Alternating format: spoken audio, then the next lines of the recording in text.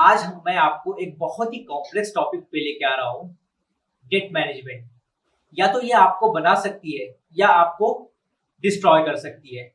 अगर आप डेट को समझ रहे हैं, उसको कंस्ट्रक्टिव वे में यूज कर रहे हैं, तो डेट आपको बहुत ही फायदा देगी और आपको बहुत दूर ले जा सकती है। लेकिन आप अगर मिसमैनेजमेंट करते हैं, आप उसके डिस्ट्रक्टिव नेचर को नहीं समझ रहे हैं, तो वही डेट आपको बुलंदी से ला के खाक में मिला देगी। मेरा नाम है जैद। आज मैं इसी टॉपिक पे बात करेंगे, how to manage your debt. देखिए, डेट को हम ब्रॉडली दो कैटेगरीज में कैटेगराइज करते हैं। एक तो कंस्ट्रक्टिव डेट, एक डिस्ट्रक्टिव डेट।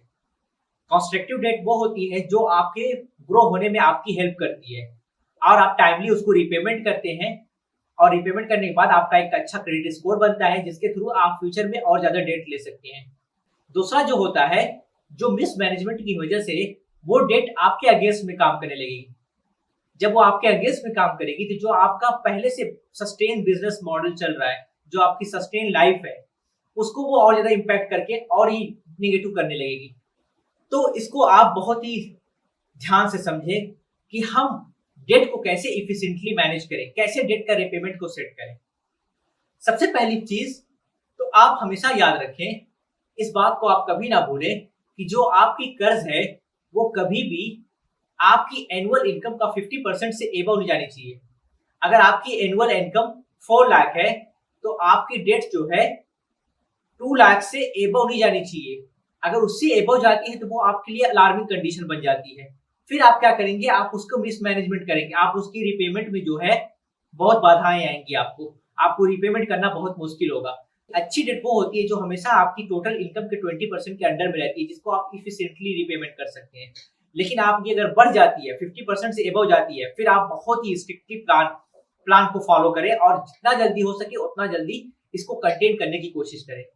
और ना हो तो एक्सटर्नल हेल्प भी लें, बोरो करें, या घर की कोई पुरानी अनयूज चीजें हैं उसको सेल करके आप क्या कहते हैं रिपेमेंट करके उनको जल्दी से जल्दी खत्म करें।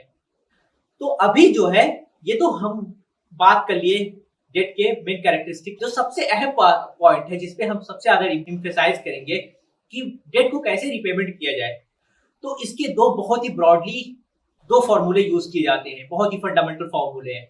एक तो होता है स्नोबॉल फॉर्मूला, दूसरा होता है एवलांच फॉर्मूला। मैं दोनों के बारे में आपको बहुत डिटेल में बताऊंगा कि इसके थ्रू आप अपने डेट को कैसे कैटेगराइज कर सकते हैं, कैसे आइडेंटिफाई करेंगे किस डेट को मुझे कैसे पेमेंट करना है, और उनका पेमेंट प्लान क्या बनाएंगे। तो गौर से वीडियो को देखते रहें आप, जिससे आप ये समझ सकें कि आप अपनी डेट को कैसे जल्दी से जल्दी रिपेमेंट कर सकते हैं। इससे पहले कि मैं आपको ये बताऊं कि how you can repay your debt, उससे पहले मैं एक बात ये ऐड करना चाहता हूं कि सबसे पहले तो आप अपनी डेट को समझें कि जो आपने लोन या कर्ज लिया है उसका नेचर क्या है, उसकी कैरेक्टरिस्टिक क्या है, कितना कॉस्ट वो आपके ऊपर बर्डन कर रहा है, उसका डैमेज आपको क्या हो सकता है। तो सबसे पहली चीज है कि आप अपनी डेट को बहुत समझें।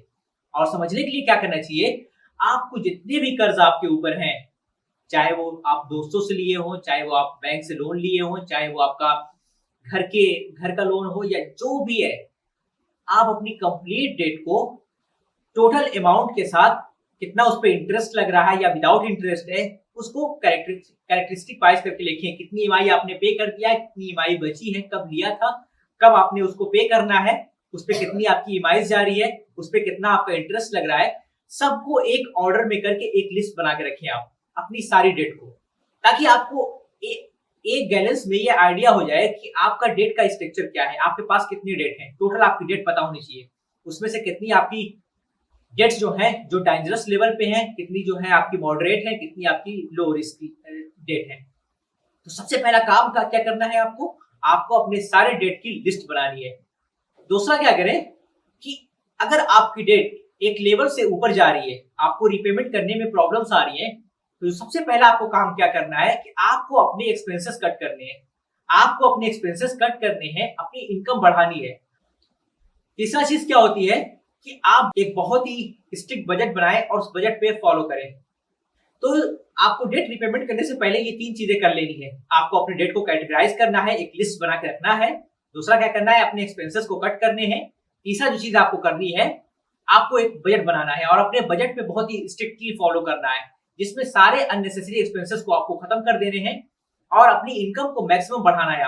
आपको फ्रीलांसिंग करनी है, आपको कुछ घर पे चीजें उसको सोल्ड करना है, या किसी और फ्रेंड से बोरो करना है जो आपको इंटरेस्ट फ्री डेट लोन दे सके, आप ये भी एक टैक्टिक्स यूज कर सकते हैं कि लो इंटरेस्ट का लोन लेके आप हाई इंटरेस्ट लोन को पहले पे कर सकते हैं। एक बार आप ये समझ गए कि आपने डेट को कैटेगराइज कर लिया, आपने अपने एक्सपेंसेस को बहुत ही कंट्रोल कर लिया, कंटेन कर लिया, और आप बजट बना के बजट पे स्ट्रिक्टली फॉलो भी करने लगे, तो अब चलते हैं अपने डेट रिपेमेंट मॉडल की तरफ। हम डेट को कैसे रिपेमेंट करें। डेट रिपेमेंट के दो टूल होते हैं, एक होता है स्नोबॉल फॉर्मूला, दूसरा होता है एवलांच फॉर्मूला। तो सबसे पहले चलिए हम बात करते हैं स्नोबॉल फॉर्मूले की तरफ। स्नोबॉल फॉर्मूला वो होता है जिसके थ्रू हम कैसे डेट रिपेमेंट करें। उसमें ये बताया जाता है कि जो आपकी सबसे छोटी डेट है आप उसको सबसे पहले पे करें। आई रिपीट इट, कि जो आपकी सबसे छोटी डेट है उसको सबसे पहले पे करके खत्म करें। ये एक साइकोलॉजिकल फॉर्मूला है कि जब आप छोटी डेट को पहले पे करके खत्म कर देंगे तो आपको इंस्टेंट रिजल्ट दिखेगा, आपकी एक डेट खत्म होते हुए नजर आएगी। सपोज करो कि आपने अपने एक्सपेंसेस कट किए, या आपने एक नई जॉब ली, या फ्रीलांसिंग में कुछ काम किया, उससे एक्स्ट्रा अर्निंग हुई, और उस अर्निंग को आपने सीधा जो सबसे छोटी डेट थी पूरे पैसे उसमें डाल के उसको बंद कर दिया, तो आपको क्या होगा कि ऑन द स्पॉट इंस्टेंट आपको रिजल्ट दिखने लगा, आपकी एक डेट खत्म हो गई। उसके बाद क्या करें, उससे बड़ी जो अगली डेट है उसके ऊपर टारगेट है। जो पैसा आप इसमें पे करते थे अब वही पैसा इसका उठा के जो उसके नेक्स्ट डेट है उसमें पूरा पूरा पैसा लगा के उसको खत्म करें। तो एक के बाद एक डेट पे हमें अटैक करना है, एक के बाद एक डेट को हमें मैक्सिमम पेमेंट करके उसको खत्म करना है। हमें सबसे छोटी से स्टार्ट करना है और ग्रेजुअली बढ़ते बढ़ते हम सबसे आखिरी वाली जो उसमें बचेगी बड़ी वाली उसको खत्म कर देना है। इसको कहते हैं, ये होता है स्नोबॉल फॉर्मूला। जैसे फॉर एग्जाम्पल बताता हूं, आपके पास 5 कर्ज हैं, आपके पास 5 लोन है, एक 5 लाख का है, एक 3 लाख का है, एक 2 लाख का है, एक 20,000 का है। तो सबसे पहले क्या करें आप कि जो 20,000 वाला है आप सबसे पहले जितनी भी आपकी एक्स्ट्रा इनकम हो रही है सबसे पहले 20,000 वाले को पूरा का पूरा पे करके 20,000 को क्लोज कर दें। अब आपके पास बची 2 लाख, 4 लाख, 5 लाख। अगला क्या करें, फिर 2 लाख को पे करें। जो 20,000 का पेमेंट के बाद जो पैसे बचे, क्योंकि अगले अब तो ये पेमेंट आपकी हो गई, अगर आपकी इसकी ईएमआई जा रही थी तो वो ईएमआई बचेगी, तब उस ईएमआई को खर्च नहीं करना है आपको। उस ईएमआई को अगली जो डेट है उसमें ऐड करके पे करना है। जितनी भी उसकी पेमेंट आ रही है उसमें हमें एक्स्ट्रा ऐड करके पे करना है। तो अगला हमें टारगेट करना है 2 लाख वाली को। जब एक बार वो भी पे हो जाए तो फिर इन दोनों के जो बचे हुए पैसे हैं वो तीसरे पे अप्लाई करना है, तीसरे को मैक्सिमम करके पे करना है। इस तरह से हमें अपनी चारों डेट को खत्म कर देनी है। तो ये हमारा हो गया स्नोबॉल फॉर्मूला। ये क्या होता है, इससे हमें क्या होता है, साइकोलॉजिकल बूस्टअप मिलता है, हमें इंस्टेंट रिजल्ट देखने को मिलता है, जिससे हम मोटिवेट होते हैं और बची हुई डेट को बहुत ही इजीली इफिशिएंटली हम पे करने के लिए कैपेबल हो जाते हैं। जो हमारा अगला फॉर्मूला है वो है एवलांच फॉर्मूला। ये थोड़ा मैथमेटिकल है, इसमें क्या होता है कि आपको बेनिफिट ज्यादा मिलेगी, स्पेशली अगर आपके पास इंटरेस्ट बेस्ड लोन है और आप एवलांच मेथड से पे कर रहे हैं तो आपको क्या कहते हैं, इसमें आपको बहुत ही बेनिफिट मिलेगी। ये एक कैलकुलेटिव फॉर्मूला है, इसको हम एक्सेल शीट पे देखेंगे ज्यादा समझ जाएगा। मैं आपको एक ओवरव्यू दे रहा हूं पहले इसका। एवलांच फॉर्मूला ये होता है कि इसमें क्या करेंगे, जैसे हम स्नोबॉल में क्या करते हैं, सबसे छोटी जो अमाउंट डेट थी उसको पे करते हैं।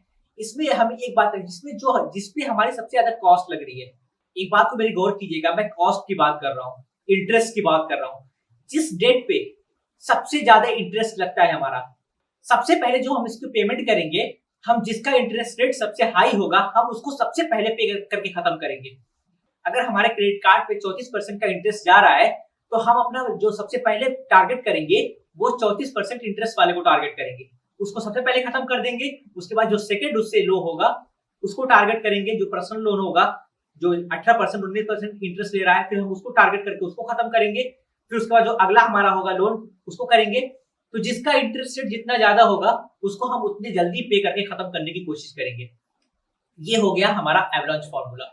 अब दोनों फार्मूलाज को चलो हम एक्सेल शीट पे रख के आपको कैलकुलेट करके बताते हैं तो आपको और भी बेटर समझ में आ जाएगा। तो चलिए चलते हैं अपने एक्सेल शीट की तरफ। तो अभी हम यहाँ पे अपने एक्सेल शीट पे आ गए हैं, जो कि आप यहाँ पे देख सकते हैं। सबसे पहले हमें जितने भी हमारे डेट हैं, जितने भी हमारे लोन्स हैं सबको हमें एक जगह लिख लेना है, total amount and interest rate के साथ, ठीक है, और कितनी उसकी मिनिमम पेमेंट है, सारी उसकी डिटेल एक जगह पे लिख लेना है। तो स्नोबॉल फॉर्मूला में क्या होता है कि जैसा कि हमने देखा था कि small amount should pay first, आप वीडियो को रिमाइंड करके देख सकते हैं कि जो सबसे कम डेट रहेगी उसको हम सबसे ज्यादा पे करेंगे, ठीक है, उसको सबसे पहले खत्म करने की कोशिश करेंगे। अपने इनकम का एक्स्ट्रा पार्ट जो होगा हम उस छोटी डेट को पे करने में अलॉट करेंगे। लेट अंडरस्टैंड, हम यहाँ पे फिल्टर लगा के चेक कर लेते हैं। ऑलराइट, सो इसको मैंने असेंडिंग ऑर्डर में कर लिया है। तो सबसे कम हमारी क्रेडिट कार्ड है, क्रेडिट कार्ड का इंटरेस्ट सबसे ज्यादा, लेकिन हम इस पे इंटरेस्ट पे ध्यान नहीं देंगे, स्नोबॉल पे हमें ध्यान देगा, हम इंटरेस्ट पे ध्यान नहीं देंगे, हम सिर्फ टोटल जो डेट है ये वाला सेक्शन इसको पूरा फोकस करेंगे। जो सबसे छोटी है उसको सबसे पहले पे करके हम खत्म करेंगे। स्नोबॉल फॉर्मूला क्या कहता है कि पहले आपकी जितनी भी डेट है उसको नोट डाउन करें और सबकी मिनिमम पेमेंट है, सारे लोन की मिनिमम पेमेंट कीजिए। उसके बाद जो आपका एक्स्ट्रा फंड बचता है, आपका कोई अलग से इनकम सोर्स हो या क्या कहते हैं आप अपना कोई अलग से कुछ सामान घर में पड़े हो ऐसे जो यूज के नहीं है, जिसको आप 1 साल 2 सालों से यूज नहीं किया, उसको सेल करके आप एक अलग इनकम सोर्स बनाइए। किसी तरह से करना है वो आप अपने अकॉर्डिंग बेहतर समझेंगे कि आपकी सिचुएशन क्या है, कैसे आप अपने लिए एक अलग से इनकम सोर्स बना सकते हैं या आप अपने एक्सपेंसेस को कैसे कट कर सकते हैं। कट करके मिनिमम अमाउंट पे करने के बाद जितने भी पैसे बचते हैं उस सब को सबसे पहले जो सबसे छोटी अमाउंट है उसको पे करने में लगाइए। लेट अज्यूम हमारी इसकी मिनिमम पेमेंट 3000 है, क्रेडिट कार्ड की 1 लाख हमारी आउटस्टैंडिंग है और उसकी मिनिमम पेमेंट हमारी 3000 जा रही है। सपोज कर लो सब कुछ पेमेंट करने के बाद हमारा 20,000 एक्स्ट्रा बच रहा है, ये हमारा टोटल मंथ आ रहा है। इतने मंथ में हमारी अगर 3-3 हजार के साथ पे करेंगे इतने मंथ में पेमेंट होगी, तो हम क्या करेंगे, अब 20,000 जो एक्स्ट्रा आ रहा है तो उसको अलोकेट नहीं करेंगे, वो सीधा क्या करेंगे, जो सबसे कम है क्रेडिट कार्ड की इसको पूरा अलॉट कर देंगे। हम 3,000 के बजाय अब इसको 20 वो और ये 3 कितना हो गए 23,000 हम इसकी पे करने लगे। जैसे हम 23,000 इसकी पे कर रहे हैं तो ये क्या हुआ 33 मंथ के बजाय अब सीधा हमारा 4 मंथ हो गया। 4 मंथ में क्या होगा, ये पूरी की पूरी डेट आपकी क्या होगी, फिनिश हो जाएगी। पूरी की पूरी डेट आपकी फिनिश हो जाएगी, आपको इंस्टेंट रिजल्ट दिखने लगेगा।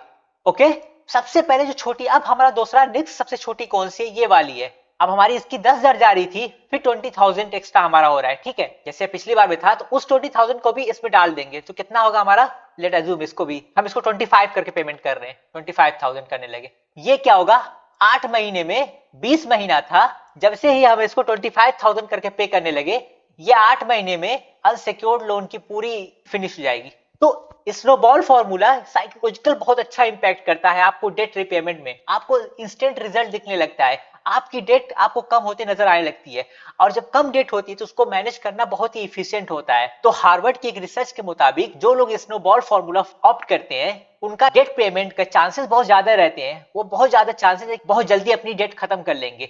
तो ये हो गया स्नोबॉल डेट फॉर्मूला। ऐसे करके हम पे करेंगे तो तुरंत हमें इंस्टेंट रिजल्ट दिखेगा, जिससे हम मोटिवेट होंगे। जो आपकी पेमेंट क्या 70,000 थी तो अब सिर्फ 55,000 मिनिमम जाने लगी, और जो बाकी बचता है उससे आप अपनी बड़ी वाली डेट को इजिली पे कर सकते हैं। पहले क्या था, आपकी 74,000 जा रही थी मिनिमम पेमेंट, अगर आप ऐसे करते तो अब ऐसे करने से क्या हुआ कि आपकी सिर्फ 55,000 मिनिमम जा रही है, बाकी जितना भी एक्स्ट्रा फंड आ रहा है वो सीधा आप अपने एक डेट को अलॉट करके उसको खत्म करने की कोशिश करेंगे। ये स्नोबॉल फॉर्मूला हो गया। अब हम चलिए एवलांच देख लेते हैं। एवलांच थोड़ा सा इसका अलग है। एवलांच में क्या कहता है कि जिस डेट का इंटरेस्ट सबसे ज्यादा है उसको सबसे पहले पे करो। सबसे पहले इसमें क्या कर लेंगे, जिसका इंटरेस्ट सबसे ज्यादा है उसको सबसे ऊपर कर लेंगे हम।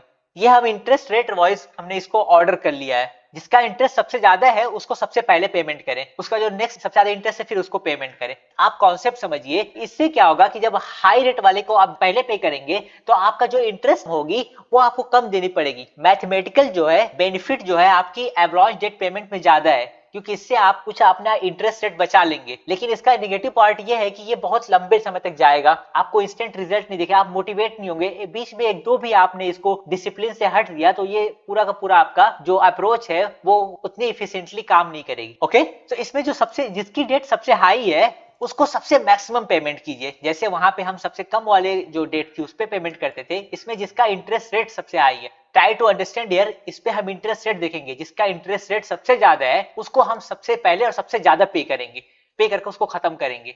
और अगर हमारा कोई फैमिली मेंबर से हमने बोरोड किया है तो हम उसको भी एक हाइपोथेटिकल वो बना लेंगे कि हाँ उसकी भी मिनिमम पेमेंट हमें करनी है, क्रेडिबिलिटी के हिसाब से कि कितनी क्रेडिबिलिटी है, जिसको हमें देना है वो कितने दिन तक हम उसको डिफॉल्ट नहीं कर सकते। सो इस तरह से करके हम अपने डेट पेमेंट को मैनेज कर सकते हैं। एक और सबसे एफिशिएंट वे ये है कि अगर आपके पास ज्यादा डेट है, सपोज करो 10 या 15 डेट है, अलग अलग, कुछ मिनिमम है, कुछ मैक्सिमम है, किसी की अमाउंट ज्यादा है, किसी कम है, किसी पे इंटरेस्ट ज्यादा है। तो सबसे पहले उसका सबसे इफिशिएंट क्या है कि आप स्नोबॉल डेट और एवलांच दोनों को इंटीग्रेट करें। जो सबसे पहले उसको लिस्ट डाउन करें और सबसे पहले जैसे असेंडिंग ऑर्डर में सारा लिख लें। सबसे पहले आप स्नोबॉल डेट की तरफ जाएं।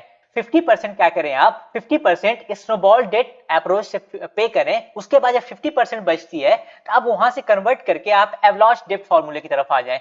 उसके बाद जिसका इंटरेस्ट ज्यादा उसको उस हिसाब से पे करें। ऐसे अगर आप करेंगे तो आपका डेट और भी इफिशिएंट हो जाएगा। सबसे कम वाली 50% डेट रहेंगी उसको आप स्नोबॉल डेट फॉर्मूले से पे करें। उसके बाद जो टॉप 50% रहती हैं उसको क्या करते हैं आप एवलांच डेट फॉर्मूले से पे करें। इससे क्या होगा कि आप साइकोलॉजिकल और मैथमेटिकल दोनों बैलेंस कर लेंगे अपनी डेट को और आपकी डेट बहुत इफिशिएंटली पे हो जाएगी। ओके, सो इस तरह से हम अपने डेट को मैनेज कर सकते हैं। उसके अलावा जैसा हमने बात किया था कि आप अपनी इनकम, अगर आपके पास 2 इनकम का सोर्स है तो आप अपनी एक इनकम सोर्स कंप्लीटली डेट के ऊपर फोकस कर सकते हैं और मेक श्योर कि आपका जो कैश फ्लो है वो हमेशा बैलेंस रहे। आपकी इनकम का 30 या 40% से एबव जो है आपका डेट पेमेंट में ना जाए, आप उसके अंडर ही अपनी डेट रखें। उससे आपकी फाइनेंशियल प्रॉब्लम्स में और बहुत सारे हेल्प मिलेंगी।